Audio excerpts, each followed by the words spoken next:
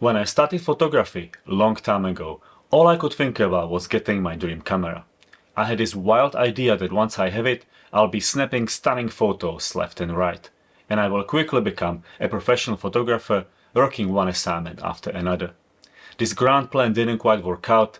You could say I didn't have the talent, or maybe my dream job was a little bit too ambitious. Either way, I learned an important lesson. I ignored the learning and skill building process everyone has to go through if they want to get anywhere.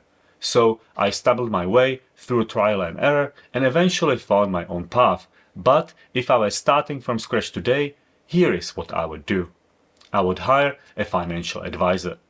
Seriously, photography can be an expensive hobby. It's easy to fall into a rabbit hole of buying and selling cameras and lenses, searching for the perfect fit and losing money along the way. Selecting the right gear is crucial, but it's not all about it. When it comes to gear, the smart move is setting a budget and sticking to it. Of course, it's easier said than done, with all these shiny cameras calling your name and so many ways of buying them. And this is where the financial advisor steps in. No credit card, no monthly payments, and definitely no borrowing from your cousin Vinny. How do I know that's not a bunch of ones with a 20 wrapped around it? Your first camera should be like your precious treasure, earned with your hard-earned cash. Going the cash route will also save you from overspending, cause let's be real, what if you discover photography isn't your thing? Suddenly that shiny $4,000 professional camera becomes more of a bummer than a beauty.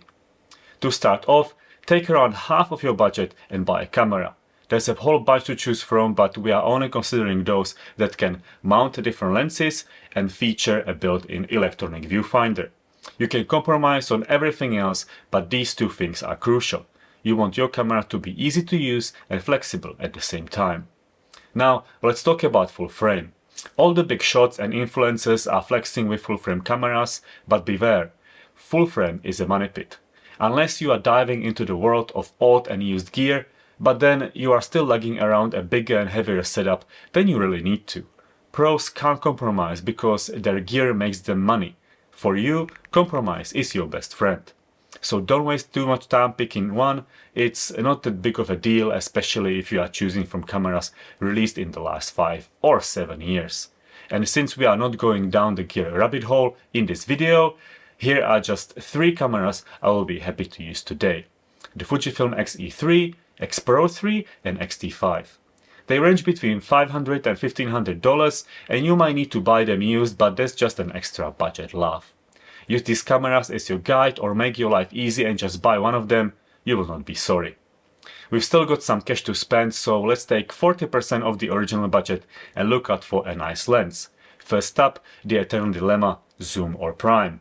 Regardless of what you've heard, neither is the ultimate champion, it's all about what you need. Are you always on the move or hiking up a mountain on weekends? If yes is your answer, then a standard zoom lens is your ride or die. You need flexibility, so I'm talking about the ones with a zoom range between 24 and 100 millimeters. For me, it's important to keep the set on the small side, so I will mention the Sigma 18-50 f2.8 or the Fujinon 18-55 f2.8 to 4.0. They will cover 90% of your day-to-day snaps, and the Sigma gets extra points for being available in several crop sensor variants and for low-light photography with its constant f2.8 aperture. Now, if you are more of a spontaneous family photographer or have a soft spot for street photography, prime lenses are your best friend. Pick a well-matched prime lens and it will moonlight as your travel sidekick. Plus, if you stick to that one focal length, you will soon become a lot better at composition and framing. For street photography, get a 50mm lens first.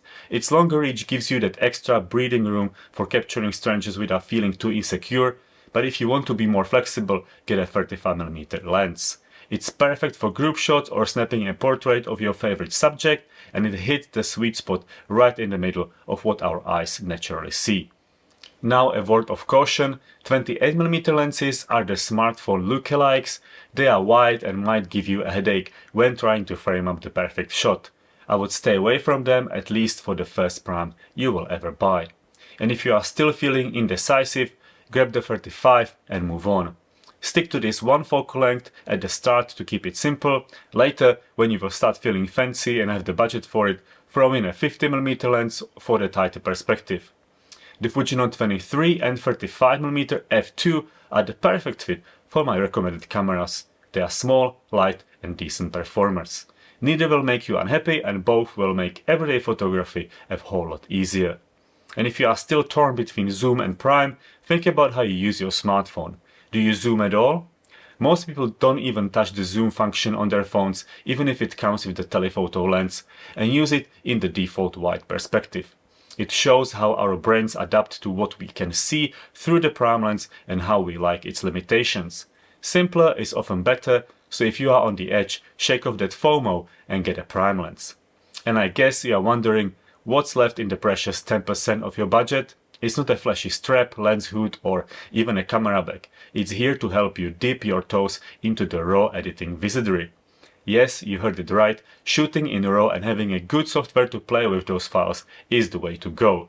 Of course, you will need a computer to run the software, and I assume you have access to a decent machine with a large enough screen.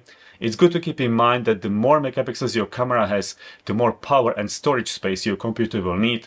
It is a topic for a whole new video, but chances are you already have access to some computer, so use what you have and don't worry about it too much, even if it's not yours. Just get a portable hard drive so your photos don't clog up your computer internal storage. What RAW editing software to choose? Lightroom and Capture One are the rock stars, but don't box yourself in. They can be more expensive than what you can afford, so don't be afraid to try the underdogs. Some of them use the power of AI to great benefit, like the Luminar Neo, which you can get at a discount if you use my link in the video description. Or dip your toes in the more powerful world of Lightroom Mobile. Its free version has all the main features and it's a fantastic tool for basic RAW editing on the go. You don't need a computer, just your phone and a camera with wireless transfer. And now, when you have spent the budget and are armed with a camera, lens and software, the fun begins. So open that camera manual and dive in. Read it from cover to cover. I'm not kidding, and for sure it's boring and overwhelming. There is no way you will master all your camera's features by just reading the manual, and that's okay. But reading the manual will help you to know that your camera can do things you don't need yet, and that your maybe not so brand new camera is still a powerhouse. But if you want to get outside right now and start taking photographs, I left a link below for the 5 most important settings I change on every camera. Now get out of here, step out into the world and begin your photography journey. Take photos and don't bother yourself with anything. Don't even think about comparing your results to anyone for at least a few months, especially in the online world. Forget the likes, rather experiment and, most importantly, take your camera everywhere. Look out for your local photography meetups and photo walks, join the fun and learn by watching those with more experience. Don't shy away from asking questions. Photographers love to talk about their art, and most of them are secretly dying for someone to chat with about their gear and the way they use it. Tinker with the RAW editor of your choice. It's smart to watch some YouTube editing tutorials, but don't let it limit you.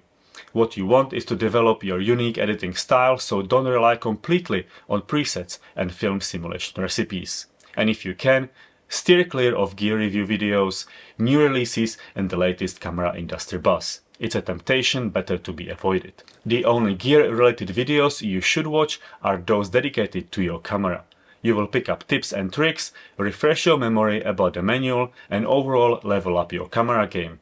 A few months down the road, you will be the master of your gear and it will show in the photos you will take. Keep putting some money aside and when ready, spend it on a workshop. Find someone whose work you like, but don't go too crazy. Keep it real and don't blow a fortune on a single day with a famous photographer. You are still a Padawan and everyone's got something to teach you. No need to splurge on the best of the best just yet. I would stay away from online workshops. Half of the time they will cover basics you already know, and let's face it, meeting your teacher in the flesh trumps staring at a screen. It's all about the hands-on, real-world wisdom. Fast forward 6 or more months, slow down and look back at progress you have made. If you haven't yet, begin to embrace your unique perspective. Photography is an art, not a copycat game. Keep the joy alive. It's about the ride, not just the destination. You can set a target, a themed zine or a family event photo book, the choice is yours. Print your best work, get some frames and lighten up your house. Or gift them to your loved ones. Most people you know take thousands of photos with their phones but never print a single picture. They don't know how powerful it is to see them in the flesh. Be a pioneer in your community. Print your photographs, and if you feel like street photography is your calling, you need to watch this video next for the only 3 skills you need for great street photography.